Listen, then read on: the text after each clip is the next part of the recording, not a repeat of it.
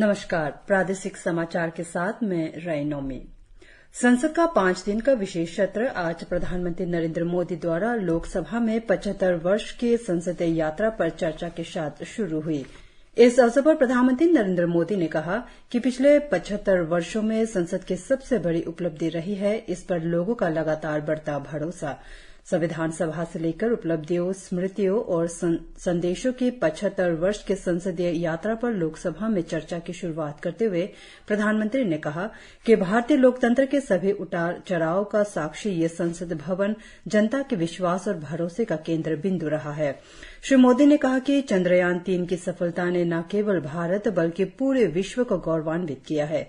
इसने भारत की एक नई शक्ति को उजागर किया है जो विज्ञान, प्रौद्योगिकी, भारतीय वैज्ञानिकों की क्षमता और 140 करोड़ देशवासियों की सामूहिक शक्ति से जुड़ा है।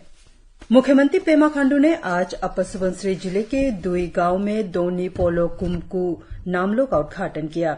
इस अवसर पर श्री खांडू ने पुरानी स्वदेशी मान्यता और प्रणाली के प्रचार और संरक्षण पर जोर दिया। उन्होंने कहा कि प्रत्येक व्यक्ति की अपनी पहचान होती है जो उन्हें अपने पूर्वजों से विरासत में मिलती है। उनकी अपनी मान्यताएं और रीति रिवाज होते हैं जिनकी सभी को रक्षा और प्रचार करना चाहिए। उन्होंने विश्वासियों से समाज में सांप्रदायिक सद्भाव और शांति को बढ़ावा देने का आग्रह किया। श्री खांडू ने नामलों के विकास के लिए अपनी सहायता प्रदान करने का आश्वासन देते हुए DIYA विभाग द्वारा शुरू की गई विभिन्न परियोजनाओं के माध्यम से सरकार द्वारा इंडिजिनस विश्वास प्रणाली को बढ़ावा देने और संरक्षित करने के विभिन्न विकास और प्रयासों की जानकारी दी। मुख्यमंत्री पेमा खांडू ने श्रमिकों के कल्याण के लिए मुख्यमंत्री श्रमिक कल्याण योजना लागू करने की घोषणा की है। उन्होंने कल ईटानगर में एक समारोह को संबोधित करते हुए कहा कि अरुणाचल प्रदेश भवन और अन्य निर्माण श्रमिक कल्याण बोर्ड में पंजीकृत श्रमिकों की प्रोत्साहन राशि इस योजना के तहत संशोधित की गई है। योजना के तहत श्रमिकों के परिवारों के लिए मातृत्व लाभ बढ़ाकर 1,000 रूपये से 6,000 रूपये, प्राकृतिक मृत्यु पर मुआवजा 50,000 रूपये से बढ़ाकर 2 लाख रूपये और दुर्घटना मृत्यु मुआवजा 1 लाख से बढ़ाकर 4 लाख रूपये कर दिया गया है। कामगारों के बच्चों में खेलकूद को बढ़ावा देने के लिए इस योजना के तहत राज्य स्तरीय प्रतियोगिता या प्रतिस्पर्धा में स्वर्ण पदक के लिए 15,000 रूपये, रजत पदक के लिए 10,000 रूपये और कांस्य पदक के लिए 8,000 रूपये कर दिया गया है। राष्ट्रीय स्तर पर उत्कृष्ट प्रदर्शन पर स्वर्ण पदक के लिए 30,000 रूपये, रजत के लिए 20,000 और कांस्य के लिए 15,000 रूपये दिए जाएंगे। पश्चिम बंगाल के बीरभूम जिले में 1909 में स्थापित शांति निकेतन को कल यूनेस्को की विश्व धरोहर सूची में शामिल किया गया। नोबेल पुरस्कार विजेता रविन्द्रनाथ टैगोर के पिता महर्षि देवेंद्रनाथ टैगोर ने प्राचीन भारतीय परंपराओं पर आधारित इस आवासीय विद्यालय और कला केंद्र की स्थापना की थी।